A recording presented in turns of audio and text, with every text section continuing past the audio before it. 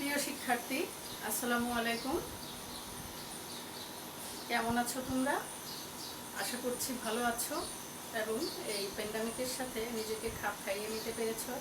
প্রায় বছর খানিক হয়ে আসলো আমরা এই প্যান্ডামিকের সাথে বাস করছি এবং বাস করতে হচ্ছে, কারণ এভাবেই আমাদেরকে জীবনকে বা জীবনের পড়ালেখাকে কর্মপদ্ধতিকে এগিয়ে নিয়ে যেতে হবে পরিস্থিতির পরিবর্তন না হওয়া পর্যন্ত। সুতরাং আমরা সেই ধারাবাহিকতায় তোমাদের প্রিন্সিপালস অফ ফাইন্যান্সের যে কোর্সটি আমি দীর্ঘদিন যাবৎ শুরু করেছি, সেখানে আজ আমি ডিভিডেন্ড ডিসিশন চ্যাপ্টার নিয়ে তোমাদের সাথে আলোচনা শুরু করব। এবং ডিভিডেন্ড ডিসিশন চ্যাপ্টারটা তোমাদের সিলেবাসে মেবি 8ম অধ্যায়ে আছে। এখান থেকেই বোঝা যাচ্ছে যে প্রিন্সিপালস অফ ফাইন্যান্সে 8ম অধ্যায় মানে কি। এর আগে অনেকগুলি অধ্যায় হয়ে গিয়েছে আমাদের। এটা হচ্ছে এমন একটা পর্যায় যে ফাইন্যান্সের অনেকগুলি ধাপ পার হওয়ার পরে আমাদের ডিভিডেন্ড ডিসিশনে আসতে হয়। এই চ্যাপ্টারের আগেই আমি তোমাদের পড়িয়েছি ইনভেস্টমেন্ট ডিসিশন চ্যাপ্টার। সেখানে ইনভেস্টমেন্ট ডিসিশনটা আমরা থিওরিটিক্যালি এবং প্র্যাকটিক্যালি খুব ভালোভাবে দেখানোর চেষ্টা করেছি, বোঝানোর চেষ্টা করেছি। সেখানে ইনভেস্টমেন্ট ডিসিশন থেকে শুরু করে why investment, when investment, what investment, investment decision, investment capital rationing, capital distribution, সব বিষয়ে সেখানে বিস্তারিত আলোচনা করা হয়েছে। তাহলে ইনভেস্টমেন্ট হয়ে গেল, ইনভেস্টমেন্টের পরে কি আসলো? প্রফিট। অবশ্যই আমরা আশা করি একটা ব্যবসা প্রতিষ্ঠান যখন রান করে সেখান থেকে প্রফিট আসবে, অবভিয়াসলি প্রফিট আসবে। সেই প্রফিট আসলে সেই প্রফিটটাকে কিভাবে ম্যানেজমেন্ট করবে, সেই প্রফিটটার ডিস্ট্রিবিউশন, প্রফিটটার ডিসিশন মেকিং কি হবে, সে বিষয়গুলি এই ডিভিডেন্ড ডিসিশন চ্যাপ্টারে আলোকপাত করা হয়েছে। অর্থাৎ যখন আমরা ইনভেস্টমেন্ট করার পরে প্রফিট হতে শুরু করবে, সেই প্রফিটটা ওন করবে কারা, কাদের মাঝে বন্টন হবে, কতটুকু বন্টন হবে, কিভাবে বন্টন হবে, কখন বন্টন হবে, কোন নীতিতে বন্টন হবে, সেই সমস্ত বিষয়গুলি আমরা এই চ্যাপ্টারে আলোচনার মাধ্যমে পাবো।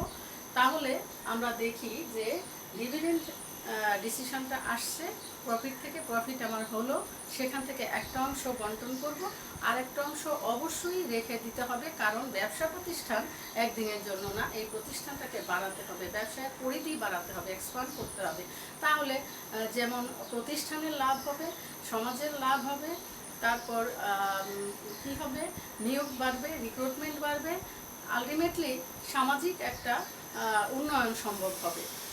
তাহলে আমি আমার নিজের ভাষায় তোমাদের ডিভিডেন্ডের বিষয়ে বলতে চেষ্টা করলাম। এখন দেখি বোদ্ধা ব্যক্তিরা কি বলেছেন। ওয়েস্টার্ন ব্রিংহাম, যিনি ফিন্যান্সের একজন বড় মাপের প্রবক্তা, তার ভাষায় dividend policy involves the decision to pay out earnings or to retain them for reinvestment in the firm। কে বলেছেন? Western Birmingham. তাহলে আমি যে কথাগুলি বলেছিলাম যে প্রফিট, সেখান থেকে কিছুটা বন্টন, আবার পুনর্বিনিয়োগ বা রিইনভেস্টমেন্ট, এখানে কিন্তু সেই কথাগুলি আছে। এই ডিভিডেন্ড পলিসির মধ্যে কি ইনভলভ আছে? আছে কি ডিসিশন পে আউট আর্নিংস, অর্থাৎ আর্নিংস দ্যাট মিনস প্রফিট, এই আর্নিংসটা পে আউটের ডিসিশন হবে, অথবা হবে কি রিটেইন দেম, অর্থাৎ ফর দ্য রিইনভেস্টমেন্ট, অর্থাৎ পুনর্বিনিয়োগের জন্য সেটা কতটুকু রেখে দিব। এই সব বিষয়ে যে ডিসিশন মেকিং হয়, সেই পলিসিটাই হচ্ছে ডিভিডেন্ড পলিসি, বলেছেন ওয়েস্টার্ন ব্রিংহাম। তাহলে এখানে আমরা কি দেখতে পাচ্ছি? আমি যদি তোমাকে বোল্ড করে দেখাই, বোর্ডের দিকে একটু তাকাও। প্রফিট ডিস্ট্রিবিউশন, তারপরে সেখান থেকে আসলো কি রিটেইন, তারপরে আসলো রিইনভেস্টমেন্ট, অর্থাৎ প্রফিট থেকে আমরা ডিস্ট্রিবিউশন করব, তারপরে একটা অংশ রিটেইন থাকবে, তারপরে সেটা রিইনভেস্টমেন্ট হবে। এই সাইকেলটাই ঘুরতে থাকবে বিভিন্ন ডিসিশনের মাধ্যমে। এই তিনটা কথা, profit distribution, retain and reinvestment, এই কর্ম পরিকল্পনার জন্যই বিভিন্ন যে ফিনান্সিয়াল বিভিন্ন বোদ্ধা ব্যক্তি আছে, তারা বিভিন্ন রকম থিওরি দিয়েছেন, মতামত দিয়েছেন, সিস্টেম দিয়েছেন। আমরা সেই বিষয়গুলি দেখব। এখন আসি যে এখানে যে দুইটা শব্দ পেয়েছি, পে আউট,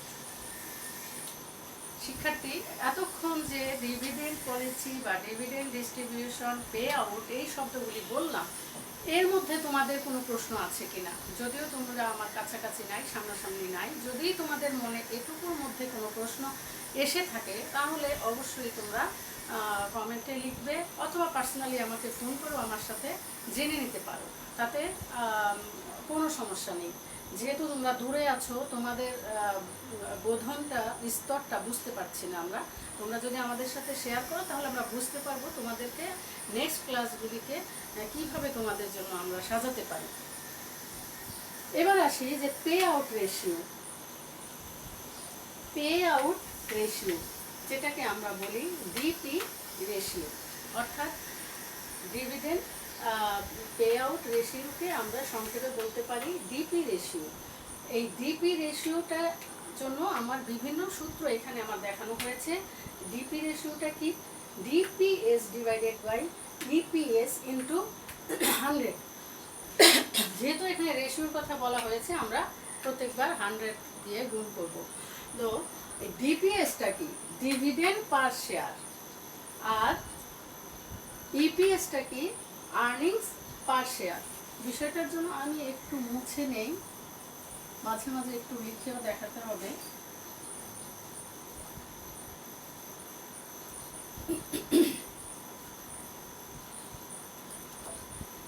বলেছি DP ratio, DPS divided by EPS into 100।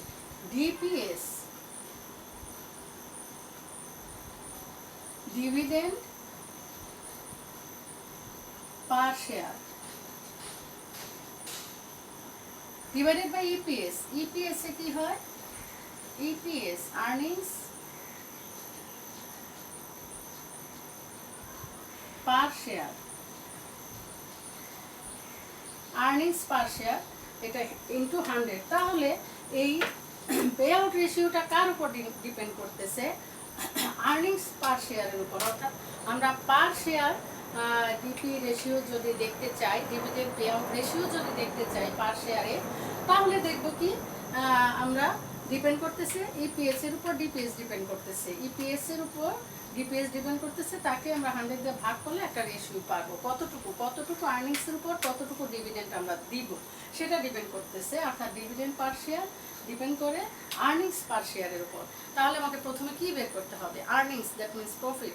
আর্নিংসটা প্রতি শেয়ারের আর্নিংসটা কতটুকু সেটা যদি আমার জানা থাকে বা বের করা থাকে, তাহলে আমরা রেশিওটা বের করতে পারবো। ডিভিডেন্ড পার শেয়ার আমি কত দিতে চাচ্ছি, যদি এখানে একটা সিদ্ধান্ত থাকে যে আমি পার শেয়ারে ডিভিডেন্ড কত দিব, তাহলে আমরা সহজেই বের করতে পারবো। পার শেয়ার আর্নিংসটা প্রথমে বের করতে হবে, তারপরে পার শেয়ার ডিভিডেন্ডটা বের করতে হবে, অথবা পার শেয়ার ডিভিডেন্ড তোমাকে দিয়ে দেয়া থাকবে প্রবলেমের মধ্যে, সেটা আমরা বের করতে পারবো রেশিওটা, ডিপি রেশিওটা, তাহলে সেখান থেকে বের করতে পারবো। তাহলে এটা ডিপেন্ড করতেছে কি? আর্নিংস পার শেয়ারের উপর। when earnings per share we know and dividend per share we know, then easily calculate DP ratio.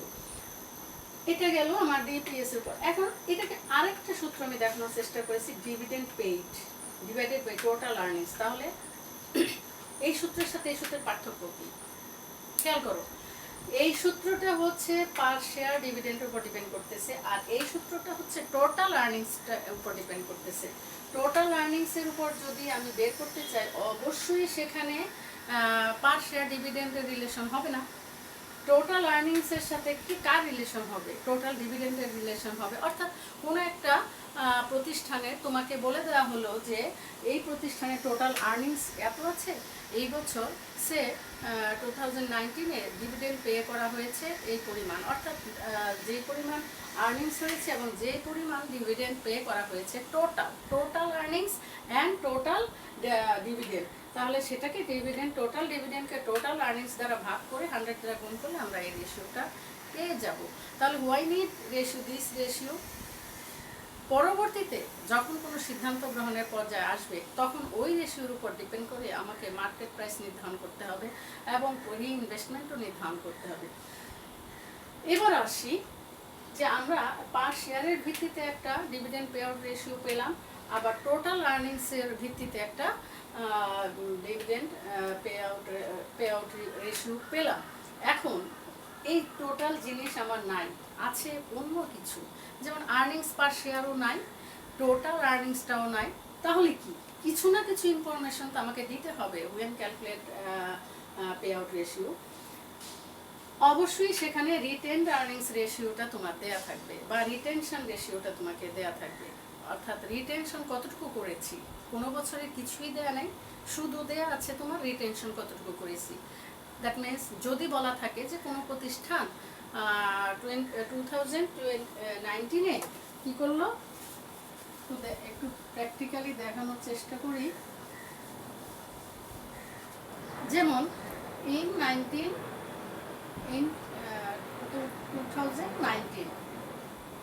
এটা কি আর রিটেনশন রেশিও হচ্ছে কি 30%। এইটুকু তোমাকে ইনফরমেশন দেয়া থাকলো, তখন বললাম যে ডিভিডেন্ড পে আউট রেশিওটা বের করো, ডিপি রেশিওটা বের করো। তখন এইটা থাকা মানে কি টোটাল 100 হচ্ছে ডিপি রেশিও আর রিটেনশন রেশিও মিলে হচ্ছে 100।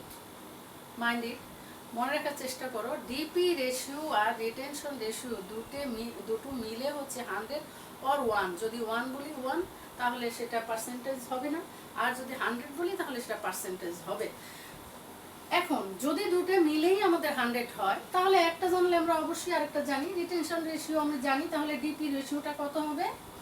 ডিপি রেশিওটা হবে 100 মাইনাস 30, তাহলে কত হলো 70%।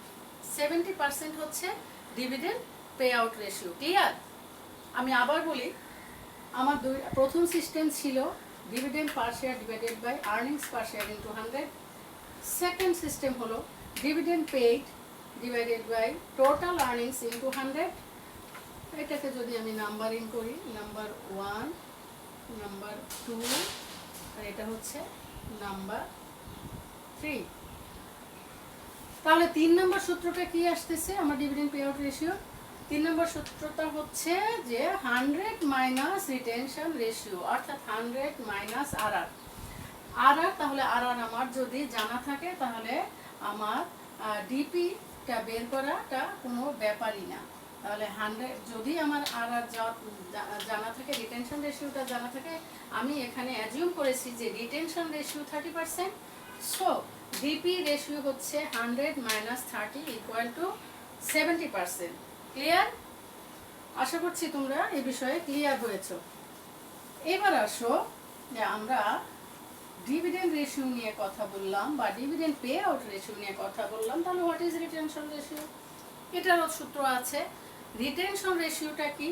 যে অংশটুকু প্রফিটের বা আর্নিংসের যে অংশটুকু আমরা শেয়ারহোল্ডারদের মাঝে বন্টন না করে রিইনভেস্টমেন্টের জন্য ব্যবসা প্রতিষ্ঠানে রেখে দিচ্ছি বা পুনরায় অন্যত্র বিনিয়োগ করছি, সেটুকুই হচ্ছে রিটেনশন, আর তার রেশিওটা হচ্ছে রিটেনশন রেশিও। আর দ্বারা আমরা এটা ডিটারমিন করি, আর হচ্ছে রিটেনশন রেশিও। এটার জন্য আমাদের সূত্র কি? এখানেও আমার 3টা সূত্র আছে, number 1, number 2, number 3। Retention ratio number 1 formula হচ্ছে EPS minus DPS divided by EPS into 100। অর্থাৎ আমি আর্নিং পার শেয়ার থেকে ডিভিডেন্ড যেটুকু পেমেন্ট করলাম, per share earnings minus per share dividend divided by per share earnings. তাহলে যে সেটাকে যদি 100 দিয়ে গুণ করি তাহলেই আমরা পেয়ে যাচ্ছি আর বা রিটেনশন রেশিও। তাহলে এই সূত্রটা এই পে আউট রেশিওর 1 নম্বর সূত্রের সাথে মিল আছে। এখানে পার শেয়ার উপর ডিপেন্ড করতেছে পে আউট রেশিও, আর হচ্ছে এখানেও পার শেয়ারের উপর ডিপেন্ড করতেছে আর বা retention ratio. Number 1 clear? Number 2, এখানে আবার আসি, ওখানে যেমন টোটাল ডিভিডেন্ড ছিল, টোটাল আর্নিংস ছিল, এখানেও ঠিক সেরকম।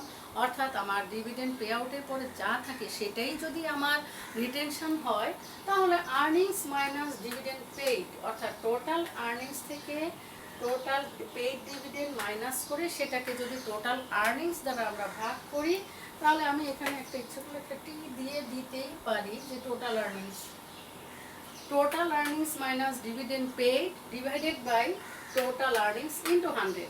ক্লিয়ার? নাম্বার 3, সেই একইভাবে ওখানে যেমন 100 মাইনাস আর আর ছিল, এখানে হচ্ছে 100 minus DR, because DP plus R R equal to 100। এই কথাটা মাথায় রাখলে এই সূত্র দুটো মনে থাকবে। অর্থাৎ ডিভিডেন্ড পে আউট রেশিও আর রিটেনশন রেশিও প্লাস করলে দুটো মিলে 100% হয়। 100 বা 100% তুমি যেটাই বলো না কেন।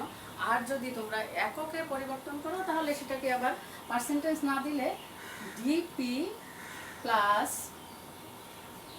আর আর ইকুয়াল টু 1 এটাও বলা যায়।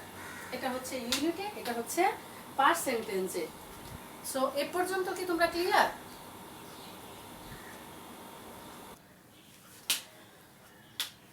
বোর্ডে একটা চিত্র দেখতে পাচ্ছ।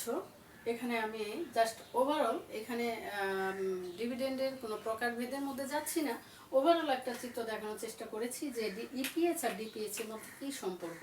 একটা নির্দিষ্ট সময়ে এখানে বিভিন্ন বছর হবে, প্রথম বছর, দ্বিতীয় বছর, তৃতীয় বছর, বিভিন্ন, এই জন্য টাইম বলেছি। আর এই পাশটা নির্ধারণ করতেছে যে ডিপিএস অর ইপিএস ইন টাকা, ইন লাখ হতে পারে, ইন ক্রোড় হতে পারে, ইন ডলার হতে পারে। এটা দ্বারা আমি দেখানোর চেষ্টা করেছি যে দেখো অবশ্যই ইপিএস এর উপর ডিপিএস ডিপেন্ড করে। অর্থাৎ ইপি সবসময় আমার টোটাল প্রফিটের ইপিএস এর উপর ডিপিএসটা ডিপেন্ড করতেছে। এখন ডিপিএস এর পরিমাণ, আর্নিংসের পরিমাণ, এই দুটার মধ্যে যে রিলেশন, এই চিত্রের মাধ্যমে আমি এটা দেখানোর চেষ্টা করেছি। এবার আসো যে আরেকটা বিষয়, factors determining dividend decision. Dividend decision কী কী ফ্যাক্টরসের উপর ডিপেন্ড করে, সেটা হচ্ছে লিগ্যাল কনস্ট্রেন্টস আছে। এখানে লিগ্যাল কনস্ট্রেন্টস কি, যে এখানে যে কিছু নিয়ম নীতি মেনে ডিভিডেন্ড পে আউট বা ডিসিশন করতে হয়। লিগ্যাল কনস্ট্রেন্টসের মধ্যে আছে যে একটা প্রতিষ্ঠান যখন প্রফিট আর্ন করবে তাকে অবশ্যই কিছু না কিছু পরিমাণ ডিভিডেন্ড পে করতে হবে তাকে, এবং ডিভিডেন্ড যখনই পে করবে তখন ঘোষণা করবে, সেই ঘোষণার 3 মাস, সাধারণত 3 মাসের মধ্যে ডিভিডেন্ড পে আউটটা করতে হয়। এবং আরও যে নিয়মকানুনগুলি আছে সমস্ত নিয়মকানুন মেনেই ডিভিডেন্ড পে আউট করতে হয়। যেমন অবচয় বাদ দিয়ে যে টাকা থাকে সেই টাকার উপর ডিভিডেন্ড পে করতে হয়, অবচয়, ট্যাক্স ইত্যাদি এই কনস্ট্রেন্টসগুলি মেনে চলতে হয়।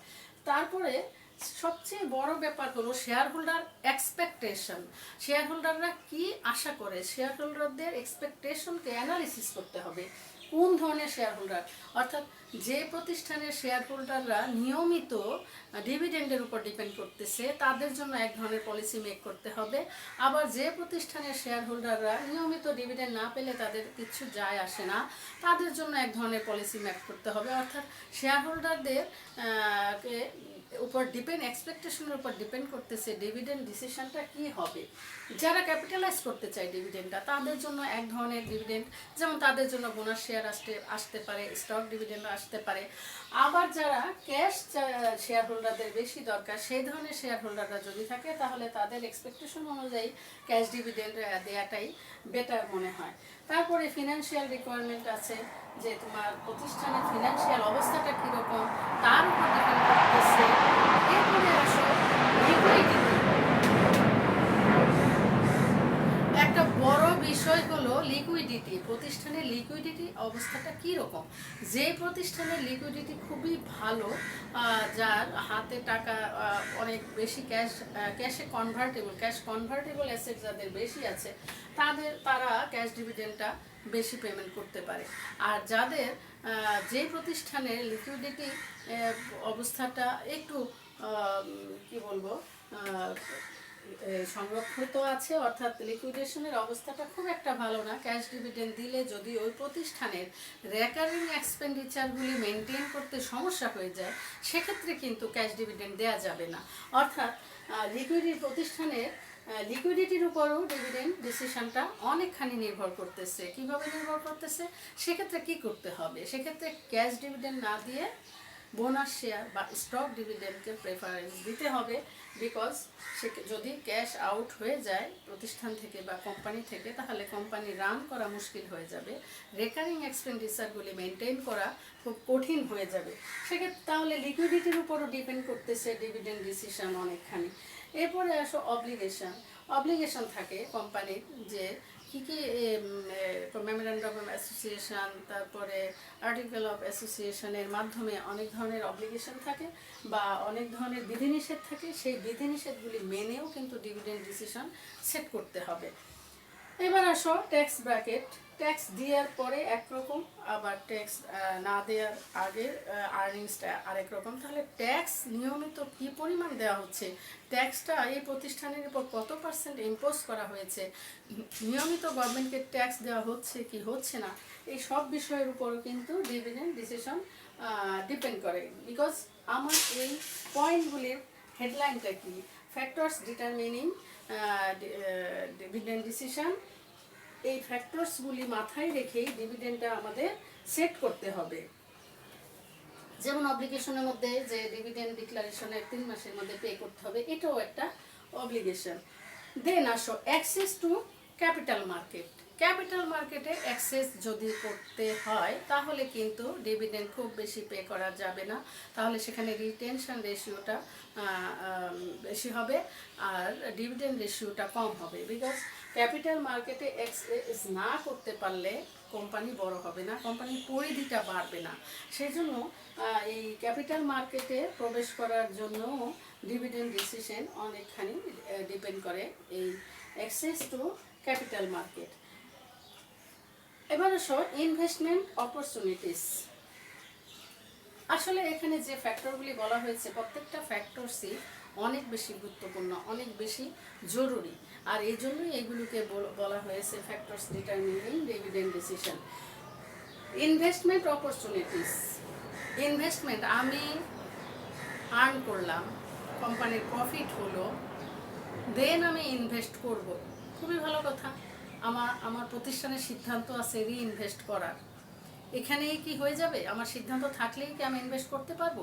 চিন্তা করে দেখো।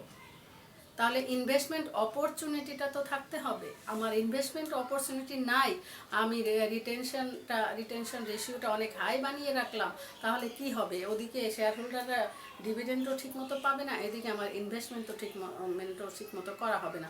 সো ইনভেস্টমেন্ট অপরচুনিটিটা যদি আমার বেশি থাকে তাহলে কিন্তু আমি রিটেনশনটা রেটটা বাড়াবো, আদারওয়াইজ ডিভিডেন্ড রেটটা বেশি করতে হবে। অর্থাৎ অপরচুনিটিটা যদি আমরা মেজার করতে যাই তাহলে আবার কিসের উপর ডিপেন্ড করতে হবে? আবার আমার আগের চ্যাপ্টারে চলে যেতে হবে তোমাদের। ইনভেস্টমেন্ট ডিসিশন কীরকম ছিল আমাদের, কতটুকু ইনভেস্ট করব, কোথায় ইনভেস্ট করব, কেন ইনভেস্ট করব, কিভাবে ইনভেস্ট করব, ফিজিবিলিটি কি ইনভেস্টমেন্টের, আর্নিংসটা কি, এনপিভি কতটুকু আসতে পারে, আইআরআর কত রেট হতে পারে, এই সমস্ত বিষয় একটা চ্যাপ্টার কিন্তু ফিন্যান্সের একটা চ্যাপ্টার কিন্তু আরেকটা চ্যাপ্টারের সাথে একেবারে রিলেটেড। সুতরাং এক চ্যাপ্টার বাদ দিয়ে হুট করে তুমি আরেক চ্যাপ্টার খুব ক্লিয়ার বুঝতে পারবা না। অর্থাৎ ক্রনোলজিক্যালি যদি ক্লাসগুলি তুমি ঠিক মতো দেখো, যেমন আমি বেশ কিছু ক্লাস নিয়েছি কস্ট অফ ক্যাপিটালের উপর, সেক্ষেত্রে কস্ট অফ ক্যাপিটালটা যদি তুমি ঠিকমতো বুঝো তাহলে তোমার ইনভেস্টমেন্ট ডিসিশন বুঝতে খুব সহজ হবে। ইনভেস্টমেন্ট ডিসিশন যদি ঠিকমতো বুঝো তাহলে তোমার ডিভিডেন্ড ডিসিশন চ্যাপ্টারটা বুঝতে সহজ হবে। তাহলে হঠাৎ করে যদি তুমি একটা চ্যাপ্টার ধরো তাহলে তোমার যে ক্লিয়ার সেটা হবে না, তোমার বুঝের মধ্যে কিছুটা গ্যাপ থেকে যাবে। আর এই কারণেই তোমরা কখনো পরীক্ষার খাতায় ভালো লিখো, কেউ খারাপ লিখো, একই বই পড়ছো, একই টিচারে ক্লাস করছো, প্রেজেন্টেশন আলাদা হয়ে যাচ্ছে, বিকজ সমস্ত বিষয়টা একবারে ক্লিয়ার না। সো তোমরা প্রত্যেকটা চ্যাপ্টার মনোযোগের সাথে পড়বে এবং একটা চ্যাপ্টারের সাথে আরেকটা চ্যাপ্টারের লিঙ্ক করার চেষ্টা করবে, তাহলে দেখবে প্রত্যেকটা প্রবলেম, প্রত্যেকটা অঙ্ক খুব সুন্দরভাবে এবং সঠিকভাবে তোমরা করতে পারছো, অ্যাজ ওয়েল অ্যাজ পরীক্ষার খাতায় সুন্দর লিখতে পারছো, আলটিমেটলি তুমি নাম্বার ভালো পাচ্ছ। এবং পরবর্তী যদি কোথাও তুমি ইন্টারভিউ দিতে যাও তাহলে তোমার পারফরমেন্স ভালো হচ্ছে। তোমার মাথায় যদি না থাকে, তুমি যতই স্মার্ট হও না কেন, তোমার মুখে খুব সুন্দর করে গড়গড়িয়ে কথা আসবে না, এটা আসা সম্ভব না। সো প্র্যাকটিস অ্যান্ড প্র্যাকটিস, বারবার প্র্যাকটিস করো, যে কোনো বিষয় সুন্দরভাবে ক্লিয়ার হবে। তোমাদের কারো মনে কোনো প্রশ্ন আছে? যদি এটা তোমাদের খুব সামনাসামনি ক্লাস হতো তাহলে আমি এখনই বুঝতে পারতাম কে কোথায় বুঝেছো, কে কোথায় বুঝো নাই। যার জন্য আমি আবার বলছি, যেখানে তোমরা বুঝতে না পারো সেই জায়গাটুকু নিজের খাতাতেই আন্ডারলাইন করে রাখবা, পরে সময় সুযোগ বুঝে তোমরা কমেন্টে লিখবা অথবা পার্সোনালি টিচারদের সাথে ওভার টেলিফোন আলোচনা করতে পারো। এখানে কোনো টিচারই তোমার ফোন পেয়ে বিরক্ত হবে না, এটুকু আমার বিশ্বাস এবং আমার এই শিক্ষকতা জীবনের অভিজ্ঞতা থেকে বলছি। আশা করি তোমরা ভালো থাকবে। পরবর্তীতে এই চ্যাপ্টারে আমরা আরও যে বিষয়গুলি আছে এবং প্র্যাকটিক্যাল অ্যাসপেক্টগুলি আছে সেগুলি করার চেষ্টা করব। সে পর্যন্ত তোমরা ভালো থাকো, সুস্থ থাকো এবং ভালো থাকো। আবার বলছি, ভালো থাকো। ধন্যবাদ।